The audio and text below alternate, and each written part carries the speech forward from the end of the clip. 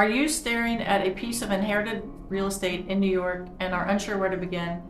Well, you're not alone, and that's why I'm here to guide you through every step of the process. Today, I want to unravel some of the complexities of selling an inherited property in the Hudson Valley, New York market, ensuring that you secure the best deal in the shortest amount of time. So whether you're an heir, an executor, or an investor, I want to help you make informed decisions. So you may live out of state and not be in the area to handle the process. In this case, you do need a trusted team to help you at that point. So the first step is assessing the property's condition and the value of the property. We will conduct a thorough inspection of the property to identify any repairs or updates needed to enhance the value. And then we'll look at it and see what the best price is to put it on the market. However, not all properties are ready for market and may require some attention to the details. Generally, you'll want to empty the home of its contents and show it vacant or lightly staged. As your real estate agent, I can help you make the decisions that are most beneficial to the sale and also bring you the most profit. So the next step is navigating probate and estate considerations from inherited property. So inherited property often involves probate proceedings to transfer ownership legally.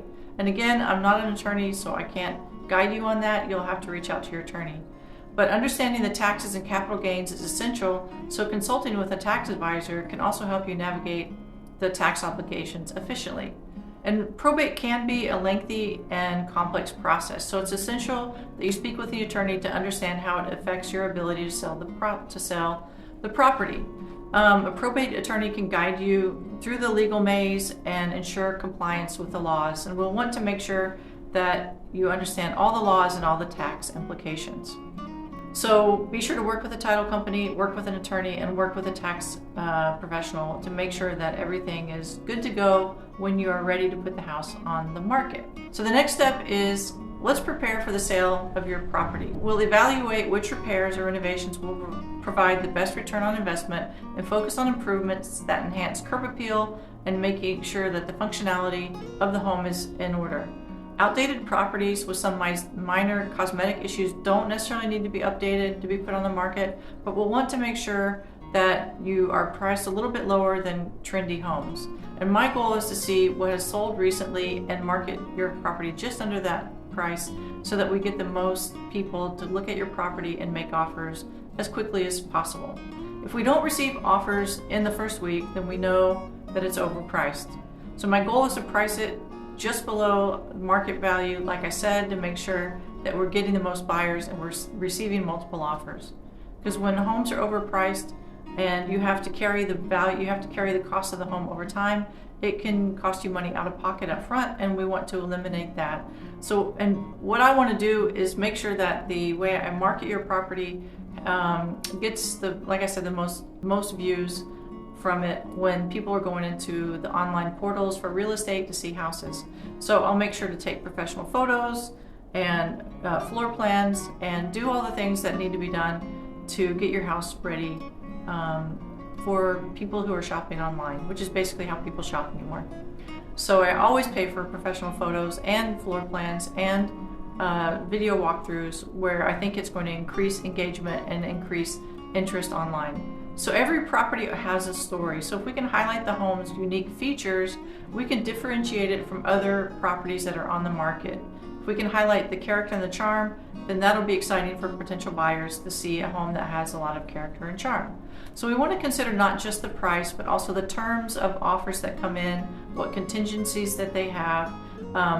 We'll probably sell your inherited home as is because we want to minimize any kind of negotiations up front before people submit offers. We want people to know it's being sold as is so that they understand that we're not into negotiating so much on anything unless it's a health, a safety, or a structural issue. But even in some cases, we won't necessarily have to negotiate. So when you work with me, I will handle all the offers and the counter offers and try to secure the most favorable terms for you as possible. So when the inspections take place, we minimize the money that you're going to negotiate out of pocket. As the person who inherited the property, you may not have all the answers that the buyer is seeking. You will have to fill out a property disclosure form to the best of your ability You don't know much about the property in most cases, so you won't be able to fill it out with firsthand knowledge. Utilizing your attorney to guide you in this area is essential to make sure that you fill it out to the best of your knowledge and you stay within the confines of the law. As the property inspections come up, like I mentioned a minute ago, if there's any health, safety, or structural items which arise, then we will address those as they come up. And at that point, hopefully we'll be under contract after all the negotiations are done and we've settled on a price that works for you and the buyer. And we're going to be in a good position because you'll know basically how much money you're going to make from the sale of this inherited property and what your proceeds are going to be, so it can help you accomplish some goals that you might have that you didn't even know you could accomplish before you inherited the property. So closing involves several steps, from signing of contracts to transferring funds.